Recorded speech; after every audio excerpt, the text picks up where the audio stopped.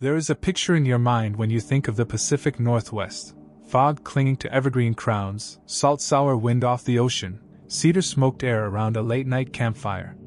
You imagine moss-draped trunks and paths that turn into stories, familiar, intimate, and quietly vast.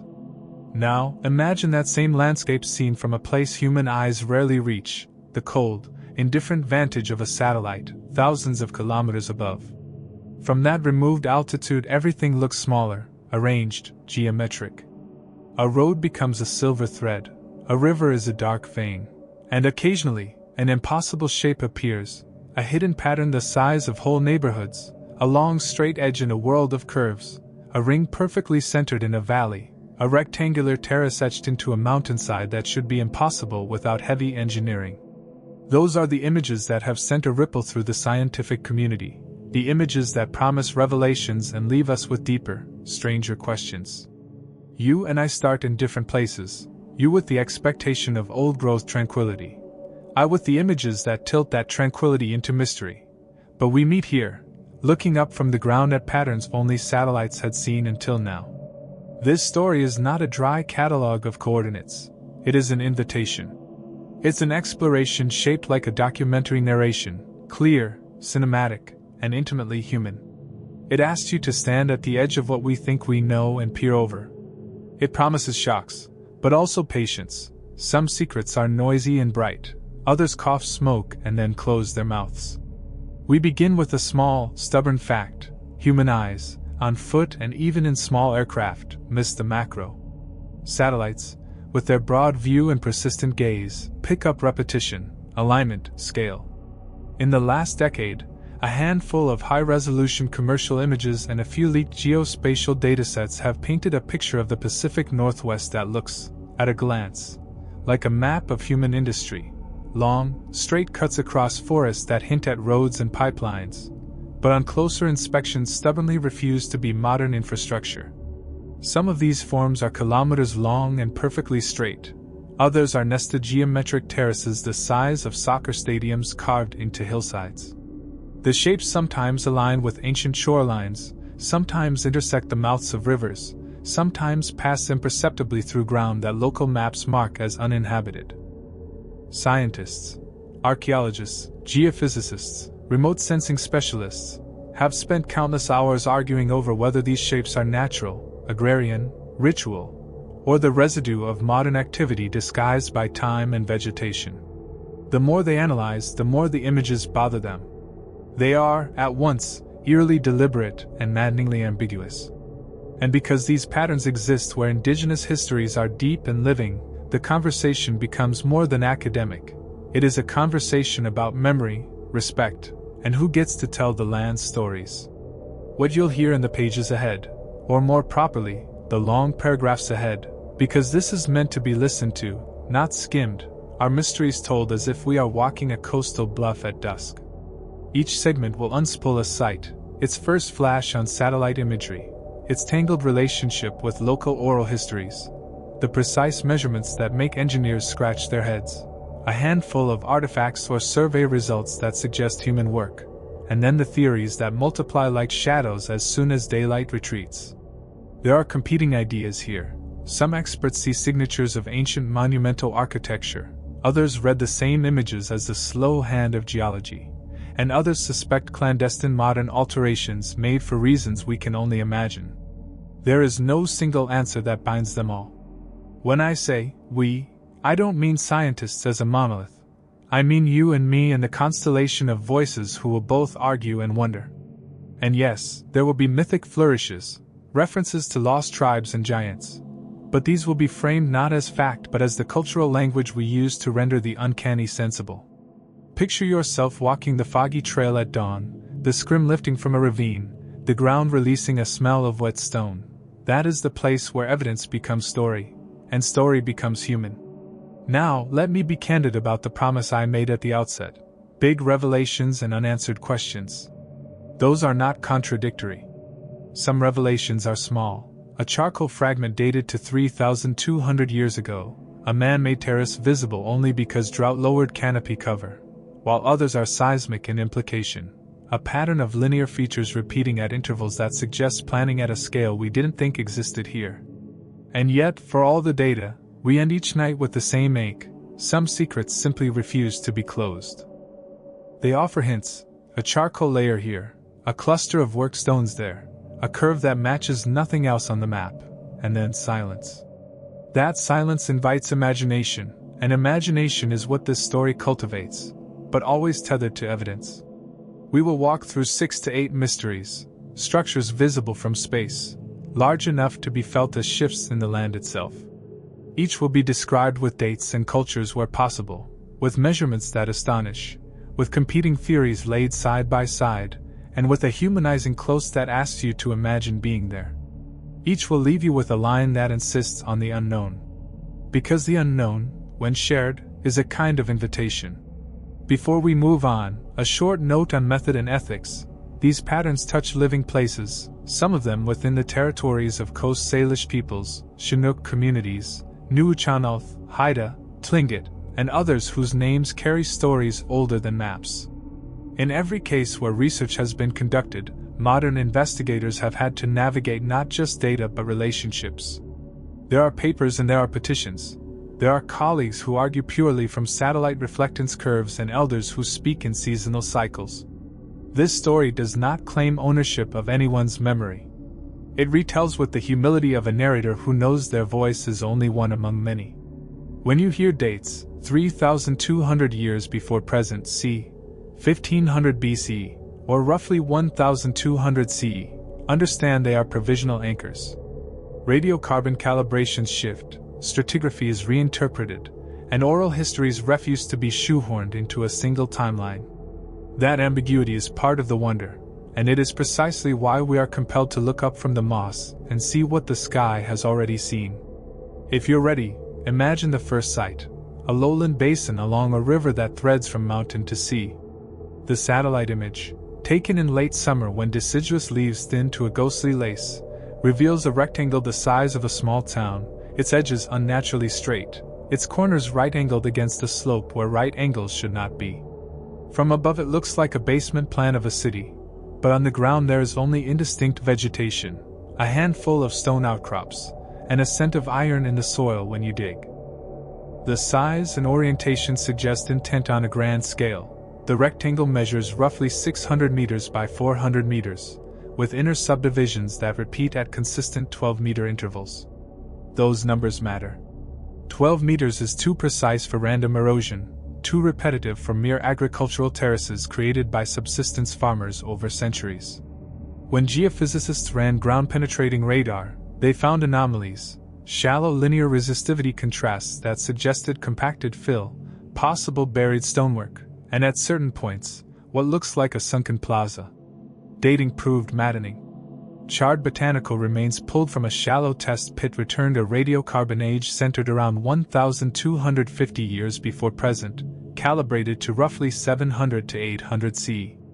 But other small samples from deeper fills yielded much older ages, in one case pushing toward 2,500 years before present.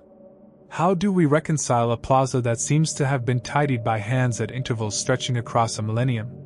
One hypothesis is repeated ritual rebuilding, a ceremonial center that was maintained and restructured in cycles through generations.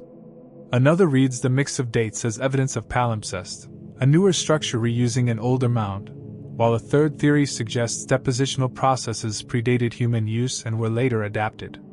You can feel the argument forming. The satellite image insists on human scale, the dates insist on long durations, and the ground whispers of both accident and intent. Picture yourself walking the gravel slope at dawn, mist running over the rectangle like a slow tide. You run your hand along a stone edge that might be a modern fence or part of a wall laid there 1,000 years ago. There is a sense that the rectangle was meant to be seen, by the sun, maybe by the dead, maybe by those who came from the water, and that the landscape, more patient than the people, held the secret until the sky camera reminded us it was there. Still, for all the evidence, we have to admit, the rectangle could be a natural terrace exaggerated by erosion, a misregistration of images, or a human-made structure. We still don't know. Now let us move deeper into the first mystery proper, the one that first made certain satellite analysts sit up and not let go, the coastal meanderworks, a stretch of coastline where straight lines meet the curving shore in a manner that makes geomorphologists frown. The initial image was captured in a late summer overpass and flagged by an anomaly detection algorithm because a sequence of parallel linear ridges, each roughly 5 to 7 meters wide and spaced at precise 18-meter intervals, cut perpendicular to the shoreline for nearly 2 kilometers. These ridges appear to cross tidal marshes, sand spits, and even low basalt outcrops. From sea level they are invisible, swallowed by the marsh grasses and tidal silt. From above they speak in a language of measure.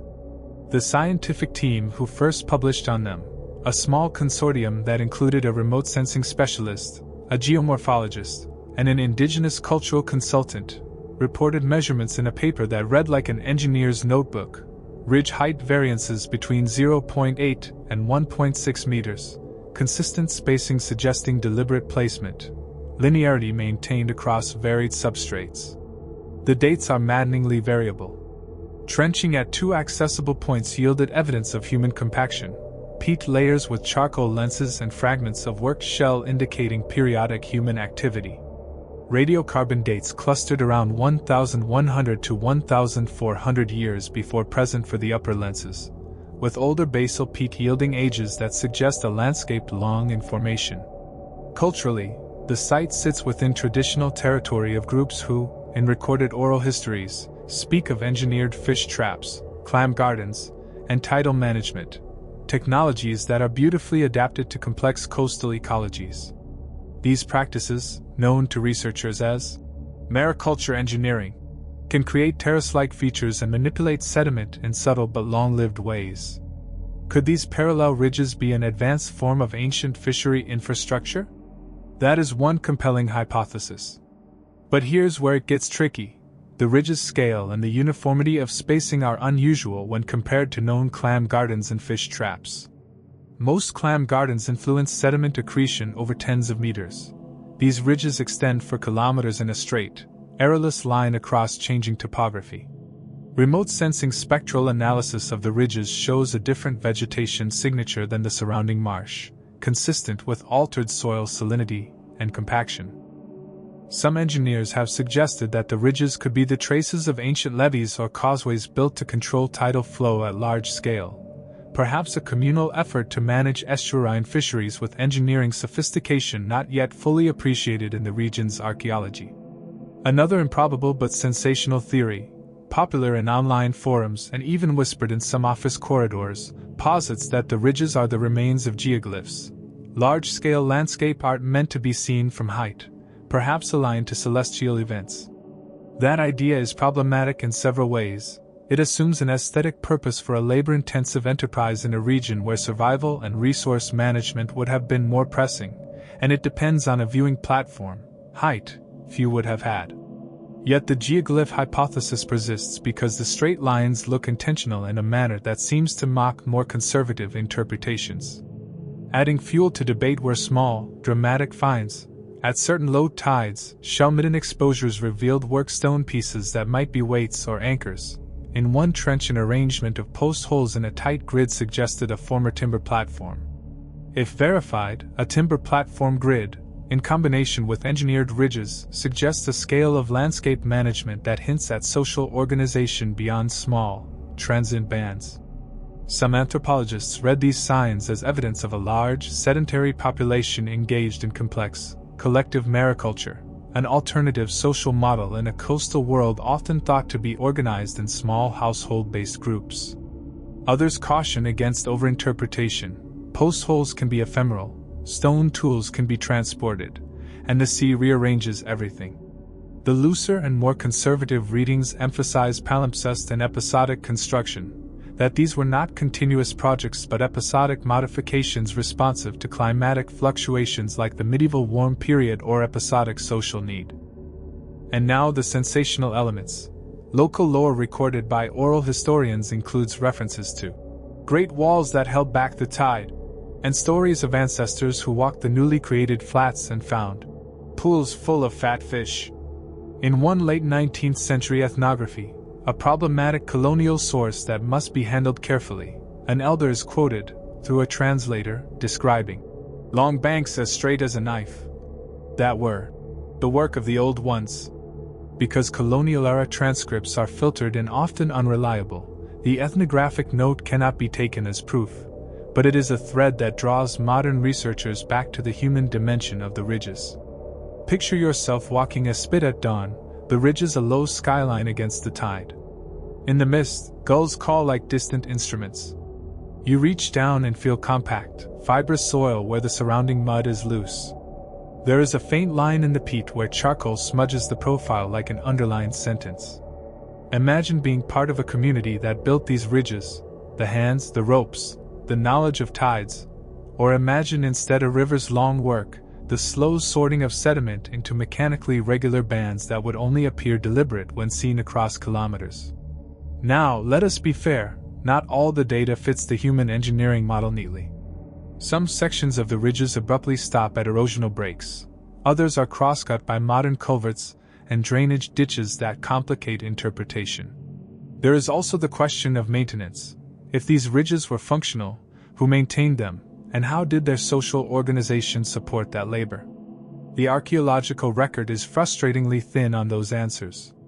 Still, for all the evidence of compaction and communal work, and despite the push from some quarters to declare these ridges as unmistakably engineered mariculture infrastructure, we circle back to the satellite image that started it all, a crisp, unnatural-looking set of lines in a world of curves. We still don't know. If you can feel your curiosity tightening like a tide-pulled rope, that's the point. These are not mysteries for the sake of mystery. They are questions that demand method, humility, and a willingness to listen to more than one source of knowledge. In the case of the coastal meanderworks, knowledge comes from the sky, the soil, and the stories of people who call this place home. The image is the loudest, simplest voice, a geometry that says, "Pay attention." The ground is the patient interlocutor, it yields charcoal, shell, compacted layers. The people are the contextual bridge, their seasonal stories, their remembered practices, their custodial claims. Each voice insists on different truths. Together they nudge us toward a provisional synthesis that still feels insufficient. Consider the measurements again, 5 to 7 meters wide ridges, spaced 18 meters apart, crossing 2 kilometers, and imagine the human labor such a plan would require. That kind of collective energy implies social mechanisms, long-term planning, storage, shared equipment, perhaps even ritual coordination. It suggests institutions, and institutions carry power and history. Yet the sedimentary record also allows for powerful natural processes that could mimic deliberateness. There is no clean victory for any hypothesis here, and that is instructive. It tells us that the Pacific Northwest, in its complexity, resists tidy classification. We want either-or answers. The land offers both, and we will keep walking, crossing from marsh to upland terraces, from rivers to basalt-draped slopes. Each step will bring another satellite shock, another set of measurements, more dates that tangle rather than converge. If this first site is an invitation, the rest are a series of doors, some opening onto plausible explanations, some leading to rooms piled with fragments, and no key. Picture yourself not as a passive viewer but as a co-investigator whose imagination is bridled by evidence and loosened by wonder. Picture yourself standing on that ridge, the wind making the grasses bow like a crowd, thinking about the thousands of hands that may have kneaded the soil into patterns for reasons both practical and spiritual. That human seam between utility and belief is, perhaps, the most important thing these satellite photos reveal. They make us ask not only how people shaped the land, but why they chose certain shapes. The why, more than the how, is where story begins. And even as the scientists measure and test and debate the myths and stories that arose around these structures, of giants who stacked the rocks, of ancestral voyagers who marked the land for their return, perform a cultural work. They provide meaning, orientation, and caution. We, as listeners and interpreters, must learn to hold myth and data together, not to collapse one into the other but to let them inform different parts of the picture. For in that interplay lies our shared human wonder, the impulse to make geometry out of chaos, to leave a mark, to be remembered. We still don't know. There is a site that, when first glimpsed from above, looks almost like someone took a carpenter's square to a plateau and began laying out a grid as if planning a modern city, yet the plateau is rimmed by volcanic scarp and ancient lava flows where no town ever rose. From the satellite the pattern reads like a blueprint, intersecting linear terraces forming a lattice that spans roughly 3 kilometers east to west and 2 kilometers north to south, each terrace band averaging between 8 and 15 meters in width and separated by sharp risers of half a meter to 2 meters, regular enough to make an engineer squint and a poet greedy for metaphors. Call it the plateau grids. The teaser is simple and precise, an impossible grid on a volcanic tableland that looks engineered but sits where engineering makes little sense. Now let's unfold the story. Geologically, the plateau occupies a volcanic bench formed during a series of eruptions roughly 12,000 to 8,000 years ago, as ice sheets retreated and the cascades settled into their present physiographic posture. The bench is capped in places by a vesicular basalt flow whose weathering forms a characteristic rubbly horizon. In other patches a fine loess blanket accumulated during late Pleistocene Aeolian events. The satellite imagery that flagged the grids was unusually clear. Late fall dry season after light leaf drop, shadows long and forgiving, and the spectral bands highlighted tonal differences in ground cover that traced the grid lines like seams in a well-worn quilt. Archaeologists who visited the plateau in the months after the satellite flagging reported a mixed palette of deposits: thin cultural horizons under patches of grass, small scatters of lithic flakes, occasional hearths revealed by blackened lenses in ash-rich pockets, and most surprisingly, deliberate compacted surfaces that registered as subtle firmness under a walking pole. Radiocarbon samples from sealed hearth deposits in 3 stratified locations produced calibrated ages clustering around 2 distinct ranges, one cluster centering on roughly 1,600 to 1,900 years before present, about 1st to 4th century CE, and another deeper cluster between 3,800 to 4,300 years before present, roughly 1800 to 2300 BC. Those numbers are not casual.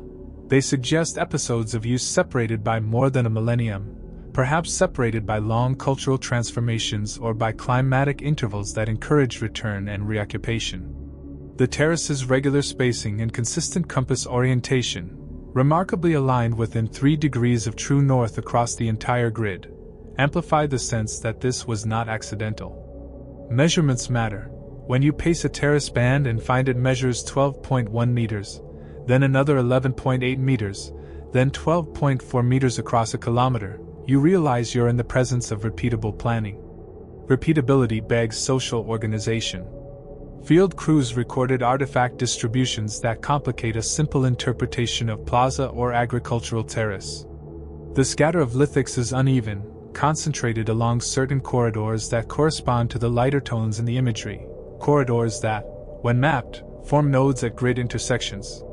At these nodes intact cultural features have occasionally appeared, post-hole stains in a roughly circular plan, shallow hearths with charred grass and occasional fish bone, small cache pits lined subtly by flat stones. One intersection yielded the most compelling find, a shallow, deliberately prepared stone-lined basin about 3 meters across and 20 centimeters deep, filled with a compacted charcoal-rich matrix that, when sampled, returned a date of roughly 1,650 years before present.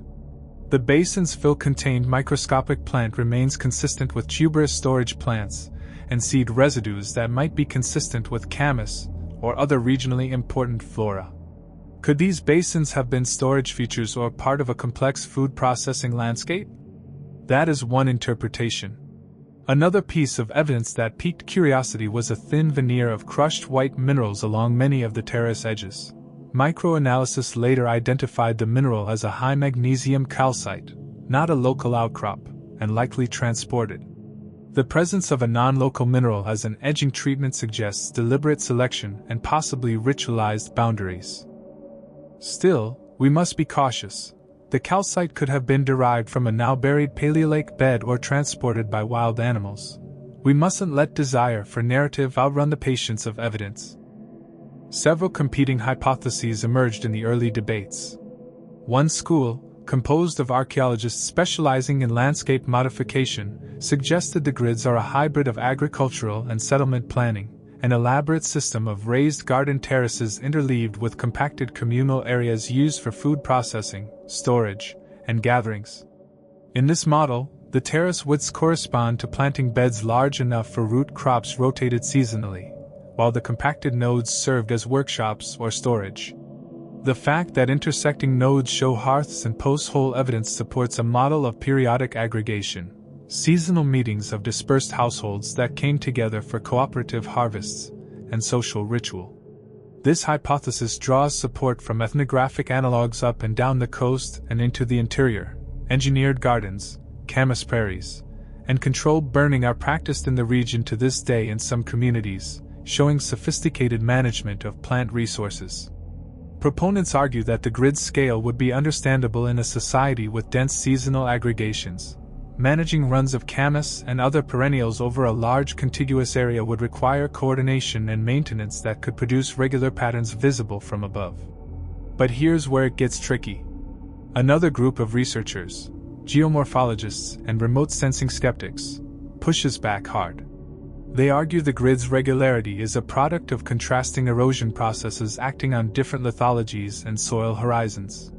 Their models, based on high-resolution LiDAR and ground truthing, show that subtle variations in bedrock weathering and solifluction produce parallel ridges under specific slope, moisture, and freeze-thaw regimes. In certain model runs, those variations produce terrace-like bands at consistent intervals across a bench-like surface, particularly where basaltic jointing patterns control fracture and where wind-blown sediments amplify differential vegetation growth. In other words, natural processes, magnified by the plateau's geology, could create a near-regular pattern that deceives the eye. The naturalist argument is buttressed by the fact that in some transects where no artifacts are found, the terrace morphology continues unbroken for hundreds of meters, suggesting that human activity was not the only agent. Additionally, when rainfall patterns were modeled for the late Holocene, certain belted erosion features emerged predictably where transient perched water tables promoted stepwise erosion. The irony is that the human mind, wired to see pattern as plan, may be in danger of concluding intention where the land is simply doing what land does. A third, more provocative theory surfaced in public forums and among a subset of archaeologists who specialize in long-distance exchange. The grid could mark a territorial statement, or a social map, a material encoding of cosmology. In many cultures, large-scale land modification serves memory, lines mark pathways of ancestors, terraces delineate kin groups, and stones anchor stories. The uniform spacing might encode calendrical or astronomical information, especially given the alignment to true north.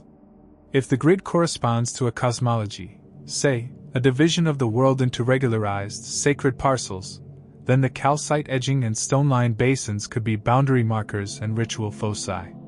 Proponents of this view point to other global parallels where large landscape works encode cosmological knowledge, the step platforms of the Amazon basin, the hilltop alignments in parts of Southeast Asia, or even the linear earthworks of prehistoric North America. The suggestion is not that the plateau grids mimic any single place but that human beings across environments often reconfigure the landscape to externalize memory and social order. This reading sits uneasily between archaeology and anthropology, and it requires a cautious humility. It also raises urgent ethical questions about who gets to interpret sacred landscapes and how such interpretations might affect the living descendants of those who shaped the land. Now, let's be fair, each hypothesis has its virtues and its blind spots.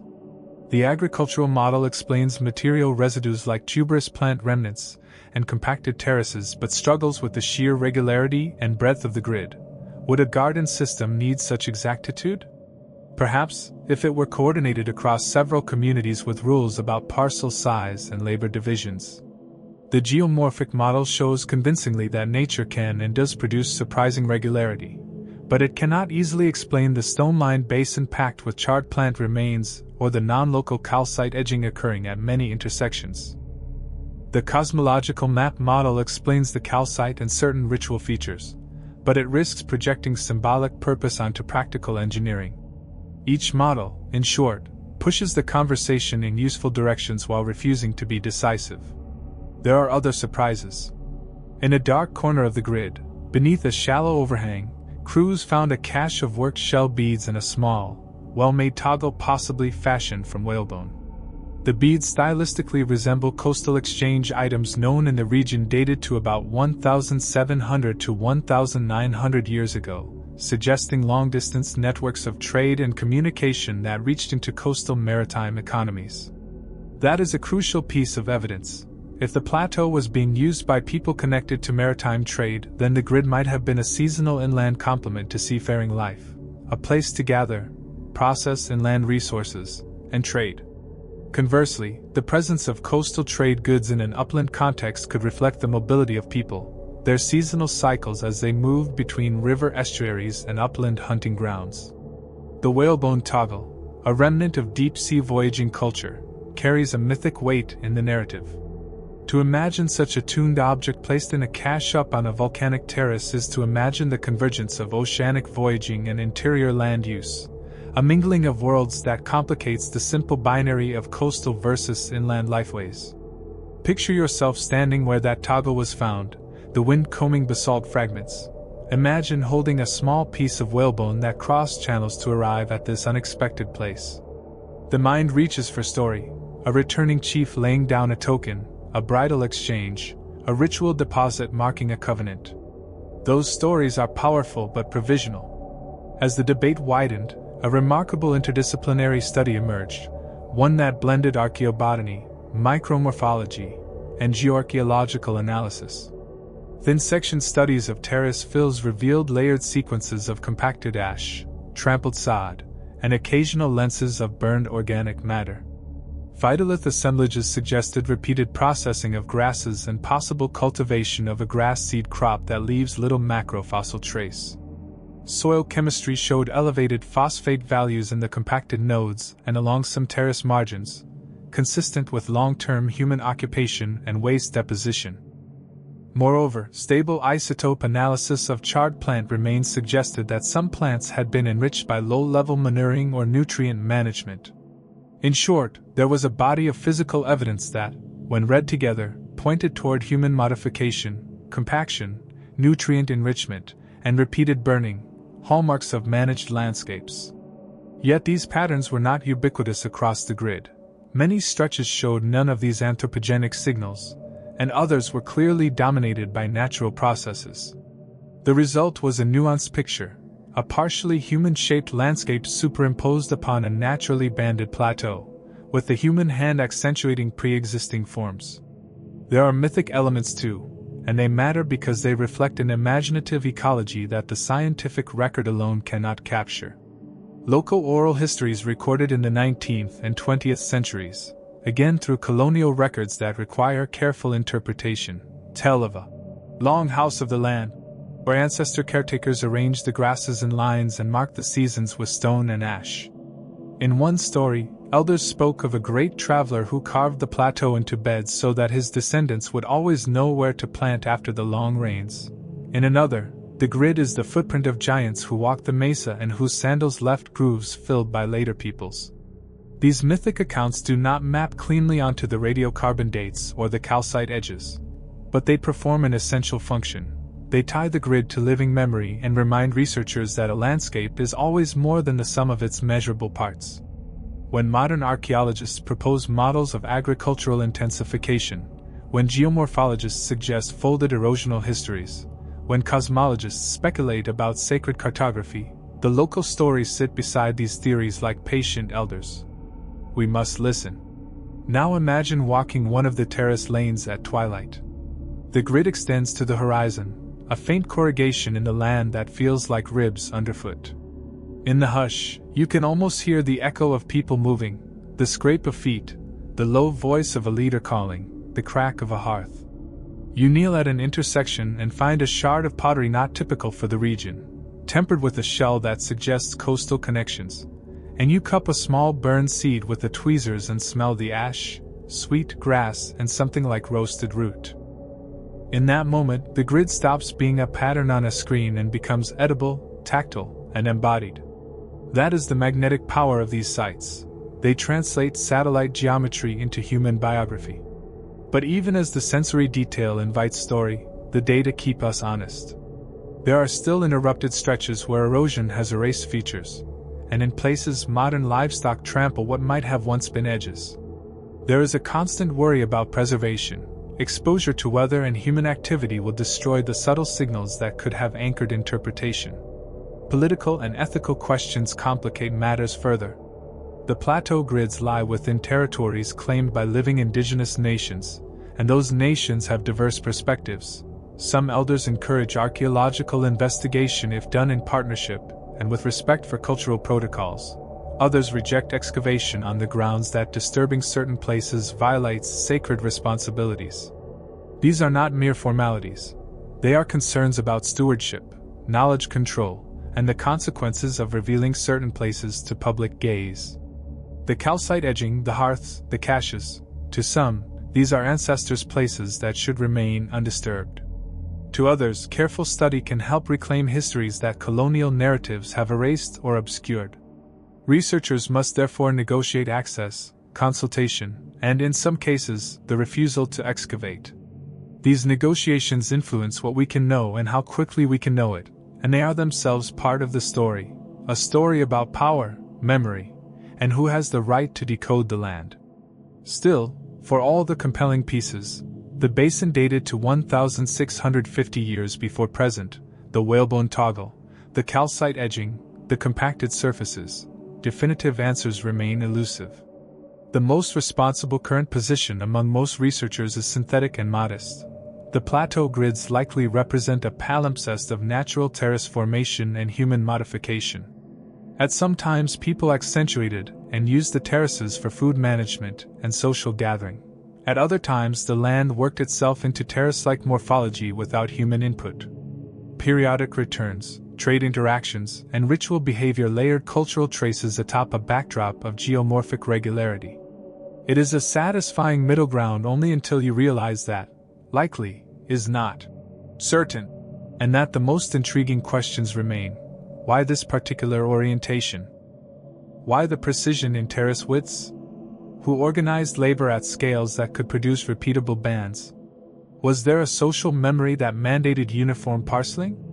Did the calcite edging serve as boundary markers, or is it a naturally derived horizon exploited by humans? We can model, measure, and debate, but each answer seems to generate two more questions. Picture the grid again at dawn. The light slices the terraces into a chiaroscuro of motion and rest. The grasses sway like an audience, and you realize how little we own of the past even as we possess its traces.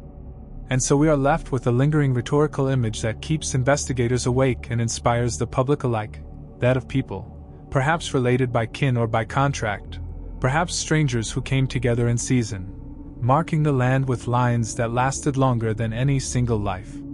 That human inclination to make order, to parcel the world into manageable units, to leave markers that say, "We were here," resonates across time and across cultures. Whether the plateau grids are primarily the product of human will or the patient grammar of geology, their existence forces us to reconsider scale, to think of social organization in the Pacific Northwest not simply as coastal villages and riverine bands but as networks that could, under certain conditions, modulate landscapes on a kilometer scale. It forces us also to respect the limits of our methods. Satellite images excite us because they reveal, but they also mislead by framing. Fieldwork binds us because it grounds those images in dirt and bone and ash, but fieldwork can be selective and intrusive. Both are necessary. Keep in your mind's eye the small stone-lined basin, the whalebone toggle, the charred seeds. These are human gestures that insist on a story even as the grid's regularity demands an explanation in the language of measurement. We still don't know. A single sentence hangs over the estuary like a challenge. Concentric circles the size of small towns sit where marsh should be, rings perfectly round, each ring separated by a flat berm and a shallow ditch, hugging a tidal basin as if someone had drawn a target on the earth and then softened the lines with peat and grass. Picture the tidewater circles, a series of nested rings visible from space, the largest ring measuring nearly 900 meters across, the inner rings stepping down in intervals of roughly 50 to 80 meters, each berm rising between 0.5 and 1.2 meters above the surrounding marsh and forming a pattern so deliberate that even the most cautious geographer feels their skepticism wobble. The first thing to say is that the rings are real in the sense that multiple sensors, multispectral satellite images, aerial lidar flown in low-tide windows, and drone orthophotos taken in summer months, have all recorded the same geometry.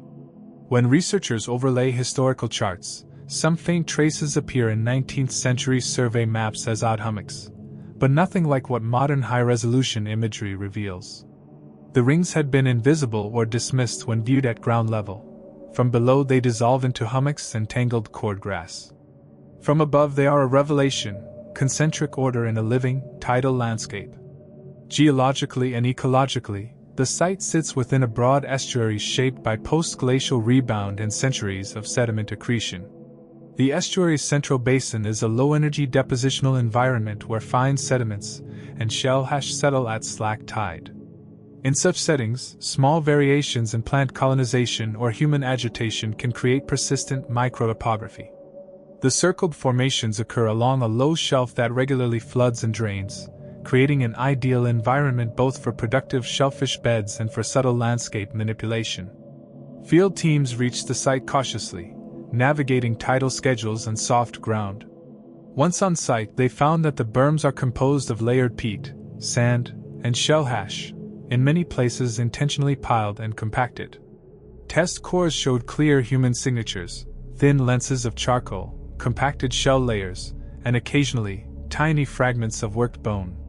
Radiocarbon dates from the basal peat of the outer ring cluster around 1,400 to 1,700 years before present, calibrated roughly to the 4th to 6th century C, while upper fills in some inner rings returned younger ages, near 700 to 900 years before present, circa 1100 to 1300 C. Those dates point to repeated episodes of construction or maintenance over a millennium, a palimpsest of human engagement with tidal rhythms. The artifacts, when they appear, are modest but telling. At the west quadrant of the largest ring, divers in shallow water recovered fragments of a wooden stake, waterlogged and fiber-woven, which dendrochronology matched to an alder growth ring sequence pointing to a felling date around 1,430 years before present. Along another section, a cluster of hearth lenses contained charred clam shell and fish bone, with microbotanical residues suggesting processing of eelgrass and certain salt-tolerant grasses.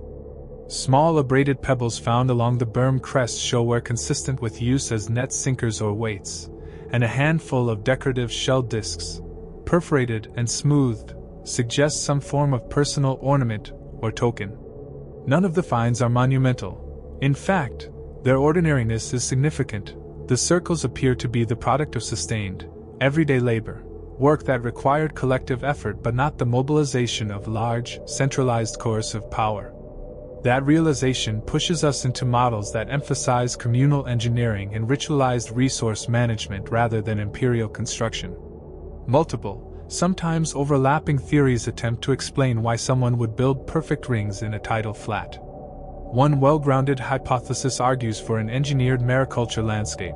The rings functioned as large-scale shellfish gardens or fish traps, channels and berms constructed to concentrate tidal flow and create pockets of favorable conditions for clam and oyster growth. In this reading, the rings acted like concentric barriers that slowed water movement, encouraged sediment deposition in desired zones, and protected young shellfish from predators. The radiocarbon clustering suggests active management over centuries, an economy built on the reliability of the tidal pantry. Ethnographic analogies exist for elaborate shellfish management systems along the northwest coast, where family and community-managed clam gardens bolster food security. The tidewater circles could represent a particularly ambitious, communal-level adaptation to a complex estuary. But here's where it gets tricky. The circle's meticulous geometry, near-perfect circularity, uniform berm heights, and regularly spaced annuli, seems to exceed what we'd expect from purely economic engineering. A fishery built for efficiency would typically take forms responsive to currents and shorelines. It would be irregular and opportunistic. The aesthetic perfection of the circles suggests an overlay of ceremonial or symbolic intent. A second theory posits that the rings are ritual architecture, amphitheaters or ceremonial precincts where seasonal gatherings, rites of passage, and cosmological performances occurred. Imagine processional pathways spiraling inward to a central platform where leaders, elders, or ritual specialists enacted seasonal rites tied to salmon runs or celestial markers. The presence of modest ornamentation, repeated hearths, and the costly investment of labor to move sand and shell in a flood-prone environment could indicate that the people who built the rings were making a communal statement. Here is a place where the tidal world and the human world meet, ordered into shapes that mirror cosmology. A third interpretation blends function and symbolism into a single social technology, the circles as mnemonic and management devices. In this model, concentric forms simultaneously organized space for resource production, outer rings, and encoded social information in inner rings, clan territories, ritual roles, or seasonal schedules. The rings could have acted as a living map, outer bands for clamming and shellfish maintenance, inner bands for processing and exchange, and the center for social or legal rituals that regulated access. The precision could then be a marker of social memory, where exact dimensions matter because they standardize rights and obligations across kin networks. This model has the virtue of reconciling the circle's practical and performative appearances. It keeps economy and cosmology in conversation. Now, let us be fair, natural processes could mimic circularity under certain circumstances. Tidal eddies and vegetation dynamics can create ring patterns as plants colonize hummocks, and create peat rims that grow concentrically from a small nucleus. Think of heathlands with raised bogs forming low hummocks ringed by water channels. In some coastal systems, decompositional hollows and gas escape can lead to pockmarks that, when colonized by plants, read from above as near-circular features. At the tidewater circles, however, the presence of compacted shell lenses and consistent, non-random materiality across berms undermines the purely geomorphic explanation. The naturalist model is persuasive in places, especially in less disturbed transects where berms align with microtopographic gradients, but it struggles to explain the time-transgressive evidence of intentional layering and stake-driven wood remains. There is also a more sensational idea that occasionally escapes the labs and surfaces in public forums: the circles as landing pads, alignments, or markers for visitors from beyond. This theory is not a scientific contender. It occupies the same space as mythic giants and ancestral deities that appear in local narratives. Such explanations, however, reveal something useful about human psychology. When confronted with precise geometry in a landscape that resists domestication, we reach for extraordinary causes.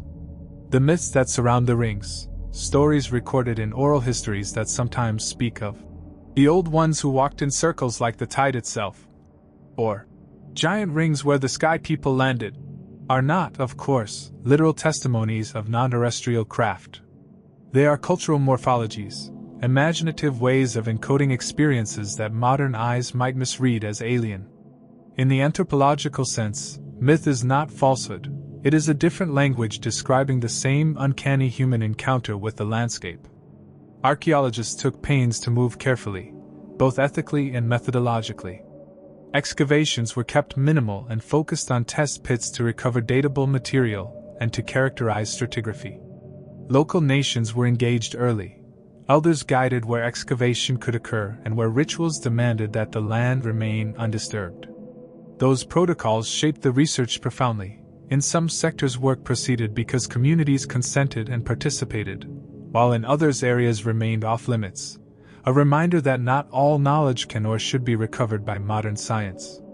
The ethical overlay is central. These are not isolated curiosities but living homelands, and the question of who controls the narrative is as important as the narrative itself. From those collaborative trenches emerged other intriguing threads. In one inner circle, near the center of the largest ring, researchers discovered a low, raised platform of compacted shell and sand, a probable processing surface, with evidence of repeated burning and the presence of small, precisely cut pieces of bone. The bone cuts were not of the rough variety associated with subsistence waste. They bore the refinement of specialized tool use, perhaps for fine processing of fish or shell for ceremonial purposes. Microscopic residues from the platform included pigments, iron-rich reddening agents, and residues consistent with oils. One subtle but telling find was a shallow groove scored into a sandstone slab set into the platform's edge, worn smooth by repeated action as if ropes or nets had been hauled across it. These details gesture toward repeated, ritualized activity centered on specific technologies, nets, ropes, and processing rituals tied to the sea's gifts. Stable isotope analysis of the charred bone fragments suggested a diet heavily marine in character, anchored by bivalves and estuarine fish. That result is unsurprising for coastal peoples, but what matters is the intensity. The bones correspond to high-volume exploitation consistent with specialized mariculture or a food economy robust enough to support periodic large gatherings. The social implication is clear. A resource-rich estuary, shaped and stewarded, could support both daily subsistence and ceremonial excess. What remains vexing is the scale of labor involved in moving tons of shell and sand to build and maintain berms that only a tidal cycle later might partially erode. Such work implies a social commitment and shared value that transcends the immediately pragmatic. Why invest in such ephemeral architecture unless it held symbolic or regulatory power? Imagine you are there at dawn, standing on the outer berm, the estuary a polished mirror where the sky meets sea. The ring encircles you like an amphitheater. Gulls flock and then spell out into the tide. You walk toward the center, feeling the compacted shell rasp beneath your soles and the smell of salt and old fires in the air. You pass a worn stone with a shallow groove carved across it. Perhaps an ant once steadied a net there. Perhaps a leader once set down a token of office. Picture the ritual drama that this center might have held: song, food sharing, the exchange of names and rites. Then picture the same place in a different season, when the berms are submerged and only the tops of the highest ridges break the surface. The dual life of the rings, dry stage one day, watery world the next, is central to their power. They are thresholds, liminal architectures that mediate the human and tidal spheres. Another fascinating layer of the tidewater circles is their relationship to astronomical markers. Some researchers noticed that on certain dates, the rising sun aligns with the axis of a groove or a gap in the berms, producing dramatic light effects across the inner circles. Detailed horizon surveys suggested alignments roughly coinciding with solstitial sunrises within a margin of a few degrees, but the alignments varied across rings and transects. One interpretation suggests calendrical functions, the rings, or features within them, could have operated as seasonal markers that orchestrated resource management, the moment to harvest, to sequester, to hold ceremony. But here's where caution enters again. The statistical likelihood of finding solar alignments increases when many candidate lines exist, and we must avoid apophenia, the human habit of seeing patterns in noise. The alignment hypothesis is plausible, seductive, and not decisive. It remains one thread among many in a complex weave. Social organization and labor mobilization are recurring questions. The construction and maintenance of the rings, if they were actively managed, required coordinated labor across seasons and perhaps generations. Who organized that labor? Were there leaders who could marshal work parties? Or was labor a distributed obligation embedded in consystems and reciprocal ties? The material traces are ambivalent. There are no obvious elite burials or monumental structures that scream hierarchical power. Instead, the archaeology suggests distributed investment, many small hearths, many modest processing features, and ornaments that are personal rather than ostentatious. That pattern supports a model of communal stewardship, where social norms and obligations, perhaps enforced by ritual and reciprocity, maintained the landscape. But the persistence and precision of the rings also hint at some coordinating mechanism, memory systems, calendrical traditions, or designated stewards whose role it was to ensure uniformity. That possibility intersects with the symbolic model. A shared cosmology could create the will to maintain form, and maintenance would, in turn, reinforce social bonds. There are also darker themes that lurk in the margins. In some early collections of local lore, retold by settlers and then recorded awkwardly by ethnographers, there are references to buried bones like giants, and open mouths in the marsh, where unnatural things were found. These accounts are historically unreliable and must be treated with skepticism, but they feed modern imaginations and the viral hunger for sensational discoveries. To modern ears, giant skeletons translates to extraordinary archaeological claims that require extraordinary evidence that is not present here. No verified megafaunal human skeletons or anything resembling mythic giants has emerged from controlled excavation. When myth mentions giants, it often communicates other things: a sense of awe, a way of talking about ancestors who were larger than life, or metaphors for past events that exceed ordinary comprehension. We must respect those myths as cultural expressions without letting them drive scientific conclusions. Finally, the tidewater circles force us to reckon with preservation. Tidal landscapes are dynamic. Sea level rise, storm surges, and human development threaten to erase these features. Some rings already show damage from modern channels cut for drainage or small boat access, and rising tides are accelerating erosion of berm crests. The urgency of documentation is not merely academic, it is a form of cultural stewardship. But documentation without community partnership risks repeating colonial errors. Artifacts removed without consent, places exposed that communities would prefer remain protected. The best path is collaborative documentation, high-resolution mapping, non-invasive geophysical surveys, and shared curation of narratives, so that knowledge is generated in ways that serve both scientific inquiry and local priorities. So where does this leave us? The rings tell a story of sustained human engagement with the tide, an engagement that plausibly combined mariculture, ritual, and social regulation. They show labor mobilized at scales that were meaningful in their context and reveal a landscape made and remade over centuries. The lines between natural process and human design blur, and perhaps that is the most important lesson: the human and the tidal are entangled in ways that make simple explanations inadequate. The circles are both kitchen and stage, both pantry and pulpit, both pragmatic and poetic.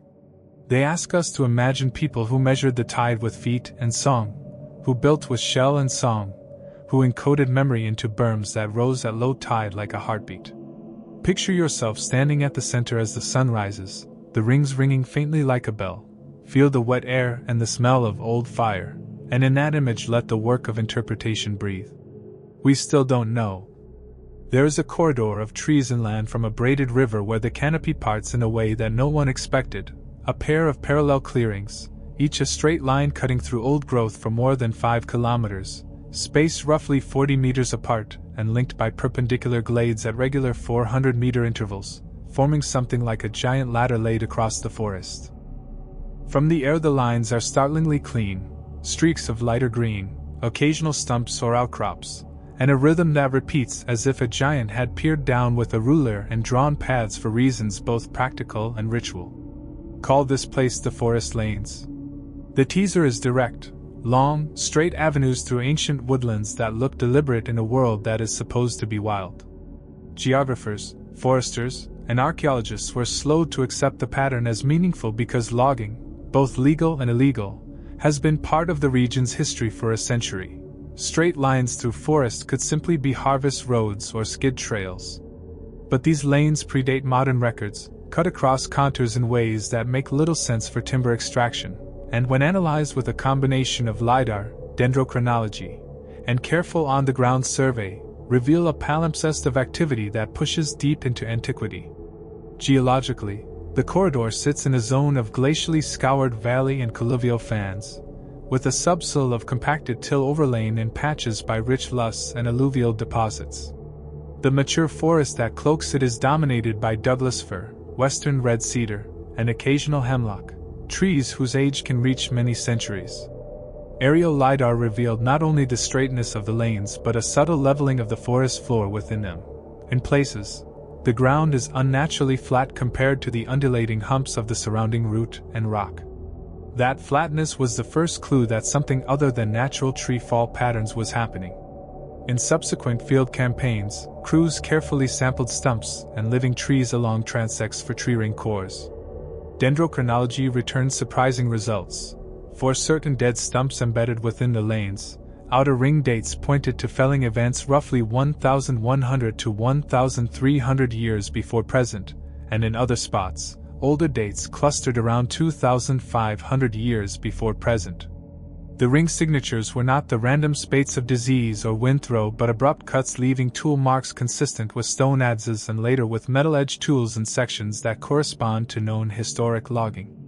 In short, the lanes contained a record of phased activity, ancient clearing episodes separated by long intervals, then more recent reuse as access ways by colonial and industrial-era loggers. Surface artifacts were sparse but evocative. Along certain stretches of the lanes, surveyors found concentrations of fire-cracked rock and small hearths, often located at the perpendicular glades where the lanes opened into wider, almost square clearings roughly 60 by 60 meters across. These glades sometimes housed concentrated scatters of lithic flakes, ground stone fragments, and bits of worked bone, suggesting episodic occupation or activity nodes. Radiocarbon dates on charcoal from these hearths clustered between 1,000 to 1,400 years before present, aligning with the dendrochronological felling evidence. In one broad glade, crews exposed a shallow, cobbled surface beneath a thin humus layer, a compacted plaza perhaps used for gatherings or processing, its stones selected and laid to produce a firm working area above the forest floor's typical dampness. Microfossil analysis from the plaza's matrix revealed residues of processed roots and certain starches consistent with camas and other bulbous plants. That finding dovetails with ethnographies indicating that interior forest meadows were sometimes deliberately maintained for plant cultivation and seasonal food gathering. As the data accumulated, several hypotheses emerged.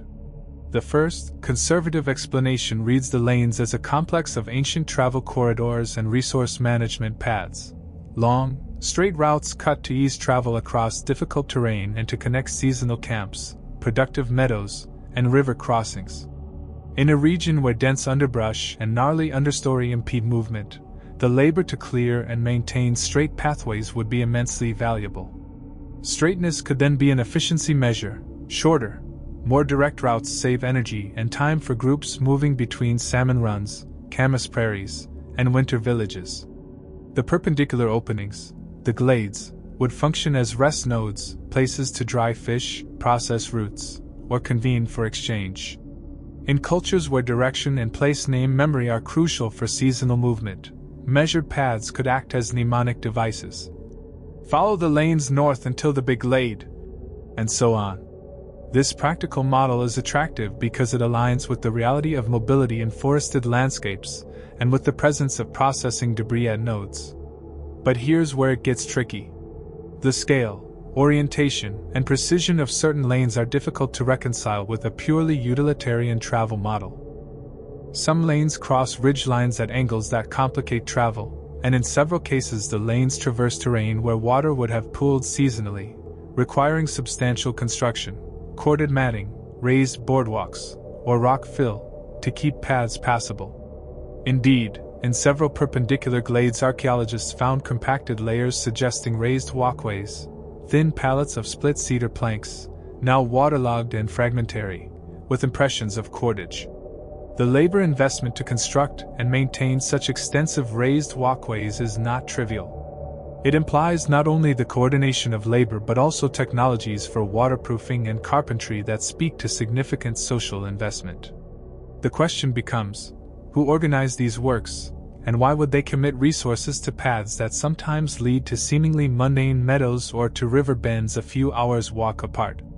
One answer is that these were ceremonial processional routes, not merely travel ways. A second theory frames the lanes as ritual avenues, deliberate liminal spaces that structured movement for processions, seasonal pilgrimages, or rites of passage. Many cultures structure landscape as a stage for social and spiritual performances.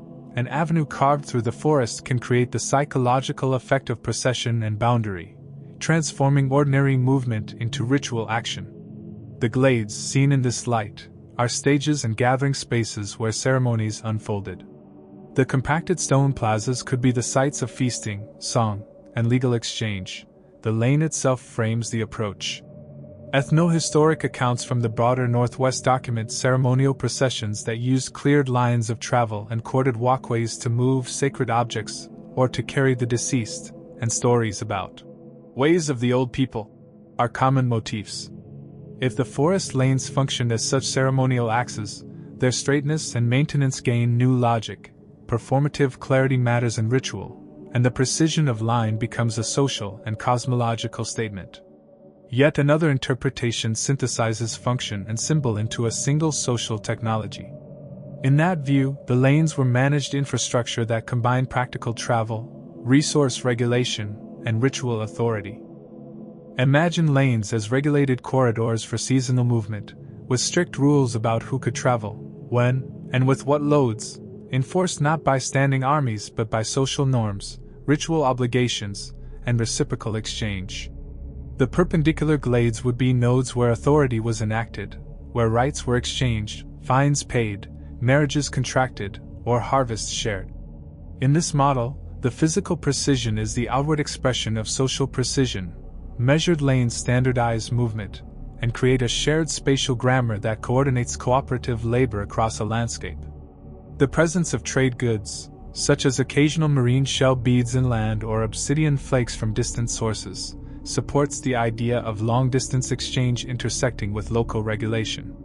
The lanes thus operate as both highways and social circuits, binding far-flung communities into networks of mutual obligation. Now, let's be fair. Natural processes can indeed produce linear clearings and aggregations, windthrow events, beaver activity, or diseases that attack particular species can open long linear gaps. Historical anthropogenic fires, used for underbrush control, can create elongated openings along ridgelines. In a region where indigenous burning practices were widespread for resource enhancement, the forest lanes might partially reflect repeated low-intensity burns that favored particular plant communities and discouraged undergrowth. Indeed, phytolith and charcoal analyses from the lanes show recurring trace signatures of fire, which could be either evidence of anthropogenic maintenance or of natural disturbance. The naturalist account is persuasive in parts, particularly where linear gaps taper into irregular openings and where the archaeological signal is thin.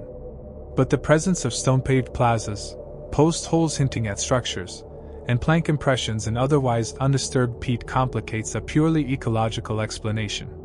Compounding the puzzle is evidence of monumental timber work. In a few glade intersections, archaeologists found post-hole patterns that suggested wooden structures of considerable size, perhaps longhouses, communal shelters, or covered processing platforms, with post-molds spaced at regular intervals, timbers bearing cut marks consistent with advanced woodworking, and through tenon fittings visible as negative spaces in the peat. One partially exposed sill beam, preserved by waterlogging, returned a dendrodate that placed its cutting around 1,180 years before present. The beam's dimensions, massive, carefully hewn, and fitted, imply carpentry expertise and communal labor investment. If large communal structures sit at these nodes, the political implications are significant. Places where people gathered periodically, perhaps seasonally, to process resources, adjudicate disputes, or perform rituals that regulated access to the lanes themselves. That social scale again pushes us beyond simple families traveling for food. It suggests a degree of regional coordination that could sustain large projects and norms across generations. There is also evidence hinting at the lane's participation in exchange networks. At one node, small caches of worked shell and a handful of polished stone beads were recovered. The shells, not local to the inland area, speak of coastal exchange. At another, an obsidian flake bore geochemical signatures matching a northern source over 300 kilometers away. These finds indicate mobility and exchange that linked interior communities with coastal traders, a picture coherent with what we know from ethnography. The Northwest peoples had extensive trade networks, moving goods and ideas over long distances. The forest lanes could have functioned as arteries through which the material culture and social norms of that trading world flowed. Movement along straight, predictable routes is a technology of exchange. It lowers travel friction, concentrates encounters at nodes, and creates stable places for bargaining and ritual. Myth enters here with force and color. Among the stories collected in recorded oral histories are references to the straight ways of the ancestors, and to paths where the footprints of the old ones never fade. Some versions speak of a traveler who measured the world and ordered the forests so people would know each other's territories. Others say the lanes were the boundaries of sleeping giants, their edges the scars of giants' belts.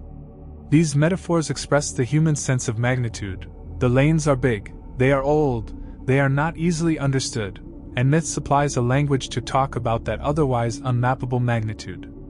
Again, myth is not proof, but it is not irrelevant. When elders describe maintenance obligations tied to fasting seasons and to the care of lanes as kin obligations, they offer actionable ethnographic data, cultural protocols that might explain the lane's persistence and uniformity. Listening to those voices is crucial for interpretation, scientific and ethical. There are darker currents in the lane's archaeology too. In a disturbed glade where modern logging had intersected an ancient node, a scatter of bone included human remains that appeared in an earlier, poorly documented collection dating to the late 19th century. The provenance was murky, the records scant, and the remains were removed without consent. That episode sparked intense debate about repatriation, research ethics, and the long shadow of colonial collecting. Living nations demanded consultation, and in many cases research in the lanes halted until agreements about handling and interpretation were reached. This ethical friction is not a side show, it is central. These places are not inert objects for our curiosity. They are places of memory and responsibility for people who are still present. The lane's interpretation cannot proceed without those relationships shaping what questions are asked and how knowledge is shared. Think for a moment of walking a lane at dusk. Sunlight filters through high trunks, beads of sap shimmer, and the air is thick with resin and damp leaf mold. The lane's flatness makes your boots whisper. You notice the change in understory, fewer ferns, more grass, and then the lane opens into a glade where stones lie arranged in a shadowed ring. Perhaps there were people here once in numbers you can only imagine, voices, smoke, shared fish and root. When you stand in that clearing, the forest seems less like a random jumble and more like a shaped room, the aisle of a monumental building where the roof is the canopy and the posts are ancient cedars. The feeling is visceral, a sense that the landscape was intentionally socialized, made legible so people could act with confidence within it. That feeling can seduce us into overinterpreting, but it can also guide us to ask better questions. So where are we left with the forest lanes? The most responsible synthesis is again a palimpsest model, lanes that are partly the product of deliberate human clearing and maintenance for travel, resource management, and ceremonial procession, superimposed upon and reinforced by ecological processes such as burning and differential regrowth. They are places where social memory, practical need, and landscape agency entangle. The lanes show that people in this region could, when motivated, reshape forests at scales that are visible from the sky. Such work required technology, social coordination, and cultural incentives. But many particulars remain maddeningly opaque: the exact social mechanisms for organizing labor, the symbolic grammar encoded in the lane's spacing and orientation, and the full chronology of use and abandonment across centuries. Importantly, the lanes also remind us that our categories, wild versus managed, forest versus field, are often too blunt for landscapes where human and non-human agency have always co-authored place. And so we walk the lane, feeling the deliberate flatness beneath our feet and the centuries folding around us, and we recognize both our capacity to read the past and our limits. People carved paths through the wood, and those paths carried more than bodies. They carried law, memory, food, and song. They bound communities together in movement and obligation and sometimes in ritual spectacle. They were, perhaps, a kind of social infrastructure as vital as any road, a technology of belonging as much as of travel. That realization shifts how we think about ancient lifeways here, not as isolated camps but as networks that could sustain projects across kilometers. Still, for all the beams and hearths and trade flakes, the lanes retain an essential mystery. We can measure the trees and date the cuts. We can map the nodes and record the songs that elders still sing. But the full story, the why of the straightness, the ritual grammar of the perpendiculars, the politics of maintenance, continues to elude us. We still don't know. We pull back now, slowly, like a camera rising from a single hearth to show an entire valley, the rectangle in the lowland that reads like a plan, the coastal meanderworks that stitch marshes into long, ordered lines, the plateau grids that carry a geometry half made by stone and half carved by time, the tidewater circles that beat like tidal hearts in the estuary, and the forest lanes that cut processional corridors through old growth like a tool that remembers its maker. Taken together, these sites map a new kind of landscape, not empty wilderness, not a passive stage, but an active page where human hands and the world's physical processes have co-authored designs visible now in a new light. What matters is not that we have solved each mystery. We haven't. But that the act of looking from above and the act of listening from below have begun a conversation, one that asks us to reimagine scale, time, and what counts as monumentality. Monumentality here is subtle. It is the patient repetition of lines and berms, the careful selection of a white mineral for edging, the persistence of raised processing platforms in places the tide will try to reclaim. Monumentality is also moral. These landscapes matter to people now, and that mattering reframes how we study, protect, and respect them. When you look at a satellite photo that shows a perfect ring or a straight line, remember that you are looking at argument, memory, and labor. You are looking at a record that will not yield its meaning to impatience. Across these sites a few patterns recur. First, scale and coordination. Whether it is the labor to move shell into berms, to cut trees for 5-kilometer lanes, or to quarry and lay calcite edging across a plateau, the work implies people thinking beyond the day, beyond a single household, sometimes planning in ways that could only come from sustained social mechanisms. Those mechanisms need not be centralized states with standing armies. They can be networks of obligation, ritual calendars that schedule labor, age grades that rotate duties, seasonal feasts that gather dispersed households into cooperative projects, or custodial stewards whose responsibility was to keep a place in order. Second, entanglement of utility and symbol. On the coast, rings function as productive infrastructure and as stages for ceremony. On the plateau, terraces may have fed bodies while also encoding memory in their widths and edges. The forest lanes may have eased movement while also regulating who could pass and when. Utility and symbol are not opposites here, they are braided. Third, palimpsest and return. In every case, the landscapes show episodic reuse, hearths sealed under newer fills, old post holes reused by later builders, calcite accumulated over multiple events. People return to these places across centuries, sometimes altering them, sometimes reinforcing older forms. That temporal layering complicates attempts to pin a single explanation to a single image. Each image is the product of many hands across many seasons. Competing explanations will always exist, and that plurality is healthy. Geomorphologists rightly remind us that the Earth moves in rules we sometimes mistake for intent. Erosion, vegetation succession, sediment transport, freeze-thaw cycles, and peat dynamics can produce shapes that mimic deliberate design. Remote sensing specialists warn against apophenia, the human hunger to see plan where only chance has acted.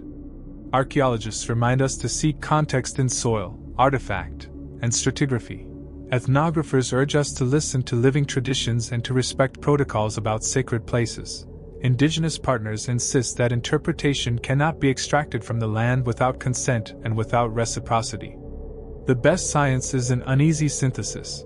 It admits probability where certainty is impossible, it names the limits of its claims, and it incorporates voices that have known these places in ways no satellite ever will.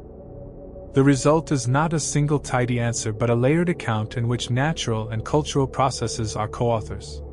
That co-authorship has implications beyond academic curiosity. First, it demands humility in heritage management. These sites cannot be treated as neutral data points for publication and display. They are embedded in living homelands with communities that carry responsibilities and rights. Research protocols must be led by consent and by the priorities of those communities. Documentation for preservation, LiDAR mapping, high-resolution photogrammetry, non-invasive geophysics, should be carried out in partnership and used as a resource for Indigenous stewardship as much as for scientific publication. Second, it raises urgency about climate change and development. The tide is rising, storms are intensifying, and subtle berms that took generations to build can be erased in a single storm surge. Documentation is a form of repair and a call to action. It compels us to consider cultural resilience, and not just data preservation. Third, the entanglement of utility and symbol challenges simplistic narratives about the sophistication of pre-contact societies. These landscapes suggest complexity of organization, diversified economies that combine marine and terrestrial resources, and cosmologies that materialized in landforms. That complexity should reshape public understanding, and with it the respect accorded to descendant communities whose knowledge systems informed such work. Let us return for a final, closer look at human scale. Imagine, again, because imagination is our bridge to the past, a community arriving seasonally to a place like the tidewater circles. Boats would cut low hollows in the mist. People would carry baskets of shell and rope, children would run along berm crests, and elders would point out the grooves that mark the solstitial sunrises. The work of piling shell, weaving nets, tending berms, and renewing stakes would be punctuated by song, the exchange of news, and the settlement of disputes. The circles would be not only productive but instructive, a teaching site where children learn the timing of tides and the obligations of care through embodied labor. On the plateau, families might converge after salmon runs to tend tubers in terraces whose widths everyone remembered because they demarcated rights. Along the forest lanes, processions would carry names and tokens between nodes, each stop an opportunity to renew alliances. The material traces we chase, charred seeds, post holes, a whalebone toggle, are the residue of these lives, tiny fingerprints that invite us into stories. Those stories are not ours to own, merely to witness and to respect. And yet the pictures from above will continue to shock and to prod. Satellites do what they have always done.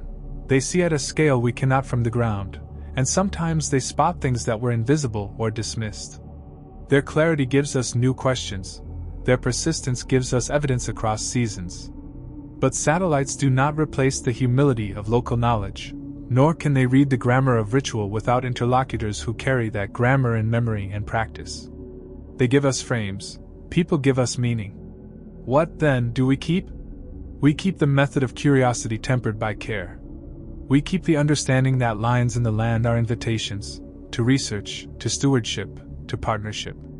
We keep the conviction that complexity is not a problem to be solved in a single paper but an enduring conversation that benefits from many voices and many methods. We keep the posture of respectful wonder. When a satellite photo makes a scientist frown and a storyteller lean in, it has done its work, it has opened a seam. Maybe the most important thing this collection of sites asks of us is a moral one. Will we protect the places that anchor other people's memories but that only now become visible to global attention? Will we use technology to cloak them further in protection, or will we, out of a hunger for spectacle, expose them and risk their damage? The answer must be partnership. The land belongs in stories that are shared, yes, but shared on terms that protect and honor living responsibilities. If archaeology teaches us anything, it is that knowledge without stewardship is an ethical failure. If ethnography teaches us anything, it is that memory is alive, mutable, and authoritative. If geomorphology teaches us anything, it is that the earth is always doing something, that something is not mere background noise but an actor in history. So where do these mysteries leave us personally? They leave us with a richer sense of our place in an ongoing drama, the human impulse to mark the world, to manage resources, to ritualize experience, to exchange goods and stories over distances, and to encode cosmology in earthwork. They leave us wary of grand narratives that compress centuries into simple stories, and grateful for the small artifacts that tether big ideas to real hands. They leave us with an appetite for patience, for slow science, patient listening, iterative documentation, and ethical co-production of knowledge. They leave us with an ache sometimes, the ache that comes when you realize so much more remains to be known, and that every map, however detailed, is only a moment's attempt to hold time still. And finally, they leave us with an invitation. Walk those lanes, if you may, with permission. Stand in the circles at sunrise if you are invited and guided. Remember the plateau not as a problem to be solved but as a composition to be understood. Listen to elders who remember where the banks used to be and to shorelines that have moved inland. Read satellite images as questions rather than as answers. The real work is not only in solving mysteries but in stewarding the knowledge that comes from solving them. Keep digging, some secrets still lie just beneath your feet.